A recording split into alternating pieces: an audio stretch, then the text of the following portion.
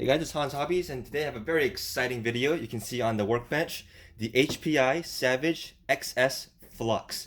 Now, um, HPI is a brand that's well loved by the RC industry and a lot of hobbyists.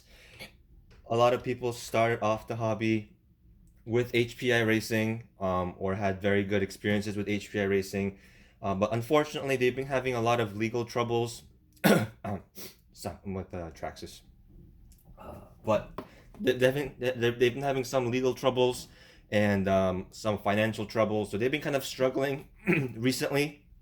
So we haven't really seen HPI in a lot of hobby shops or like a lot of hobbyists playing with these things in a long while, which is unfortunate because they make really nice trucks. They make really good quality stuff. So that's really unfortunate, and it's really a company that we as hobbyists and as an industry should be supporting a little bit more, because um, I feel like we're missing out on some variety and some of the quality vehicles that are available by HPI Racing. So I decided to pick up this HPI SAVAGE XS FLUX, and if you guys don't know, this is a Brussels powered mini monster truck. I've been doing a lot of mini stuff recently, so I thought it'd be a cool truck to show you guys and check out. This is not a new truck. This is a pretty old truck. It came out like 10 or so years ago. And it's basically the mini size version of the big Savage HP, which is like an 8 scale monster truck, similar to how the Mini E-Revo, Mini Summit are like scaled down versions of the E-Revo and Summit and such. This is kind of a similar vein, so people might think of those trucks as as competitors, but that's a lot of talking. We'll look around the box. This is the Von Gutten Jr. version, which is the one of two versions that are available at the time of this recording. The other version that's available is a American Stars and Stripes stunt truck looking El Camino body. They used to have a Jeep Wrangler body for this. They used to have Raptor bodies. They used to have the stock body, just in a different color. I personally like the look of the stock body, and I was really a fan of the graphics of the Von Gutten Jr. version and just the color scheme. So that's why I went with this one. The El Camino version will also cost a little bit more, and I'll go into cost a little bit later. But let's get this thing opened up. Nice, easy to open box there. We'll get into the truck last, so we can get some of the boring stuff out of the way. So, this is the radio system that is included. Let's see if I can rip this open. It is the TF40, I believe. 2.4 gigahertz transmitter. Now, I really like the feel of these transmitters. Here we go. I really like the feel of these transmitters. I've had a couple of these before.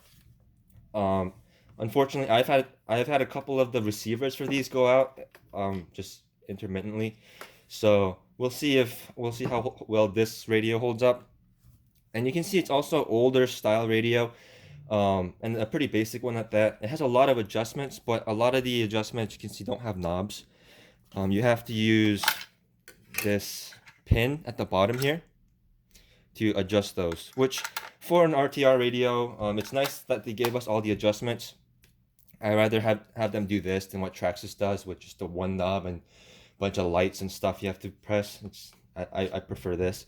The thumb gets hidden behind the wheel here. It's a really nice ergonomic radio. It feels really nice. Power switch back here, 4 AA's as you saw. It's a 3-channel radio. The toggle switch right here. The way the antenna flips up is kind of old school these days. These days they don't really have antennas anymore. But it's understandable for them having some financial troubles and stuff, that they really couldn't probably take time to engineer a new radio. But it is a pretty decent radio nonetheless. More adjustments right here. So not too mad about that. Foam wheel on there. It looks very nice. It does also include the 4 AA batteries for the transmitter, which is also nice. This seems like a standard HPI fare here. This is not the only HPI vehicle I've owned. I've had the HPI Venture, which I'll feature on the channel here coming up very soon. Here we have some extra parts. Looks like some washers in there, some extra body posts, extra wheel hexes, some other miscellaneous parts, rod ends and stuff like that. So that's nice that they include some extra parts in here. So take this cardboard divider thing out and take out the truck. And underneath the truck we have the stickers and the manual and stuff. So if you've never had an RC before, check that out. And let's move the box out of the way real quick.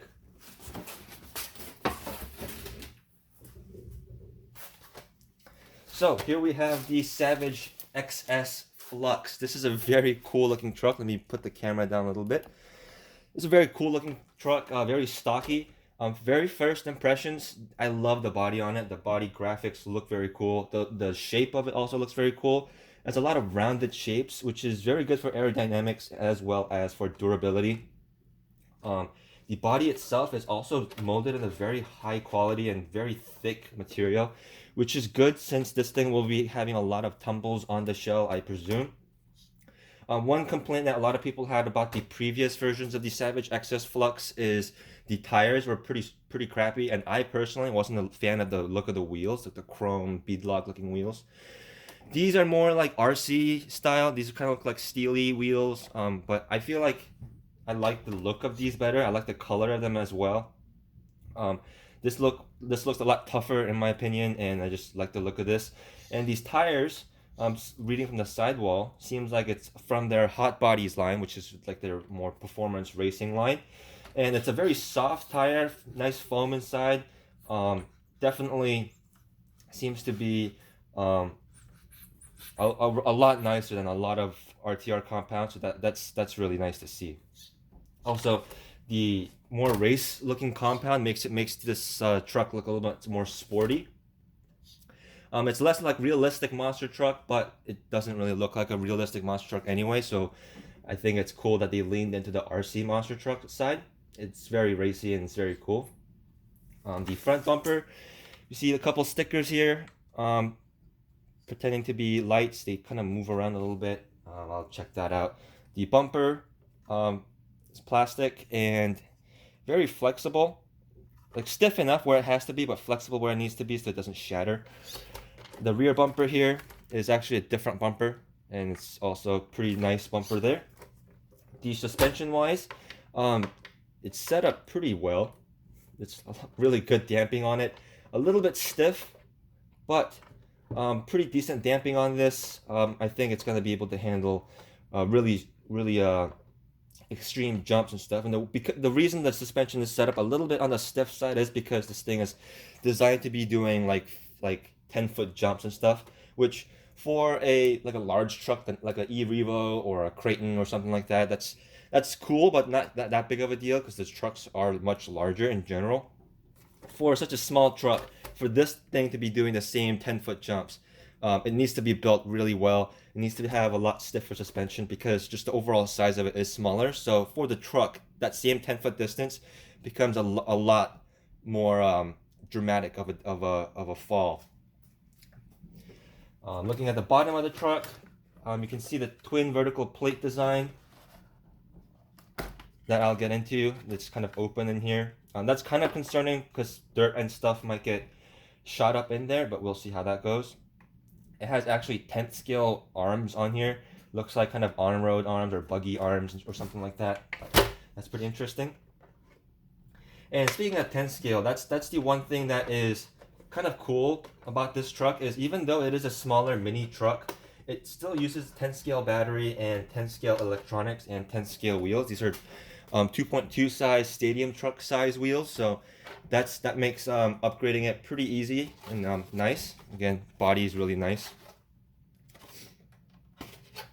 And it's HPI's own design of body, so they're not copying anyone or anything like that. So that looks pretty cool. So here we see a pretty unusual design for a monster truck.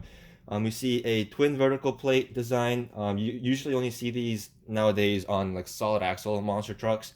So it's pretty cool that they went and did this. The reason they did this is because this is the way that the big HP 8-scale Savage looks, even with the carrying handle up here. So that's very cool. The motor in here is a 4,400 kV brushless motor, so a lot of power right here.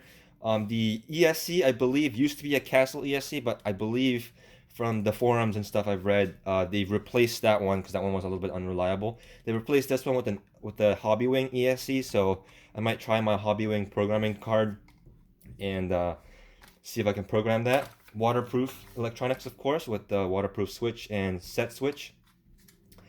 Waterproof receiver box. The waterproof receiver box on the HPI vehicles is one of the reasons that Traxxas sued HPI, which I don't know why that would be grounds for suing, because it's not even the same design. It doesn't even look the same. So I don't know. That's a rant for another day. The shocks and springs, they are all plastic. The whole truck is plastic. The chassis is plastic as well. It's very stiff plastic, and everything feels very nice, even though it is plastic. Plastic's a lot cheaper to replace than metal is, and as long as you use good plastics, it can be plenty durable. Maybe a little bit concerning in cold weather like we have right now, but nevertheless, it's still pretty durable and pretty high quality feeling plastic. The body mounts are a little bit flexible and flimsy. Those might break, I think, but they do include an extra one, so that is nice.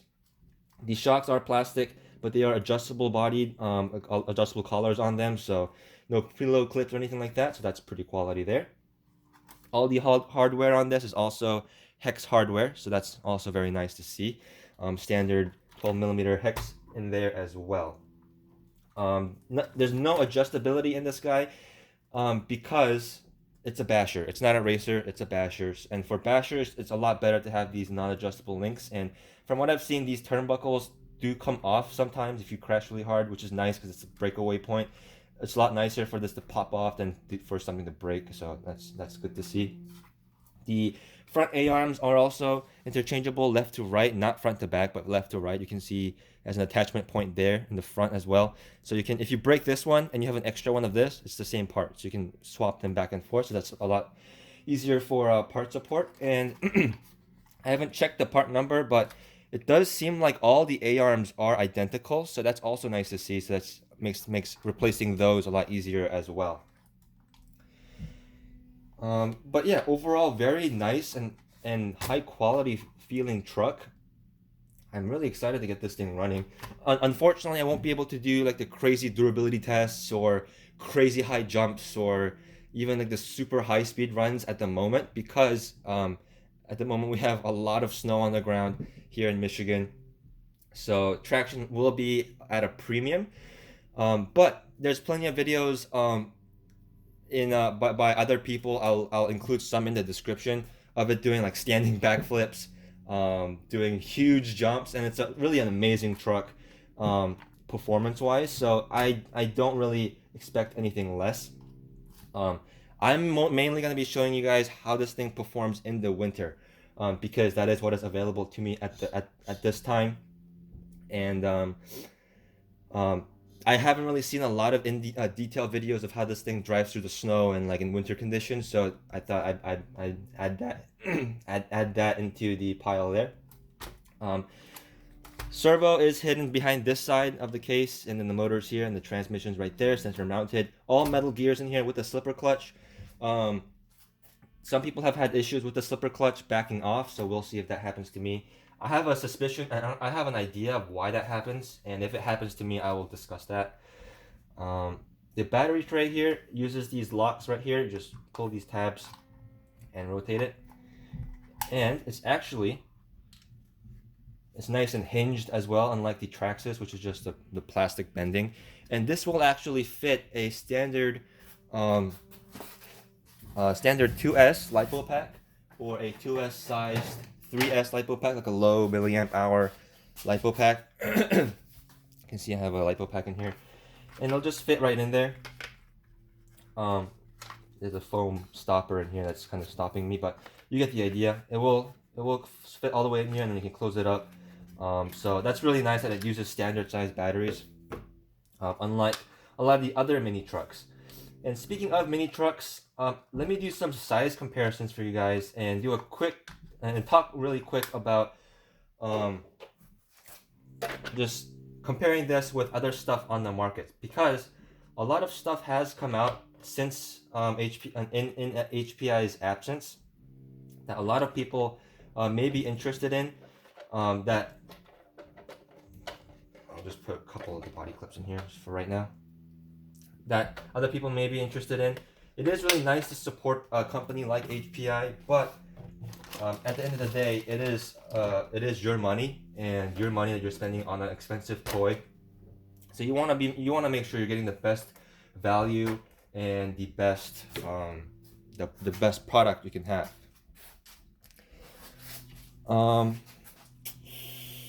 Actually, I just took a look at the camera right here, and this video is a little bit long, so I will make the comparison video into a separate video, but I will include that at the end of this video, so if you want to check that out, you can. So thank you guys so much for watching.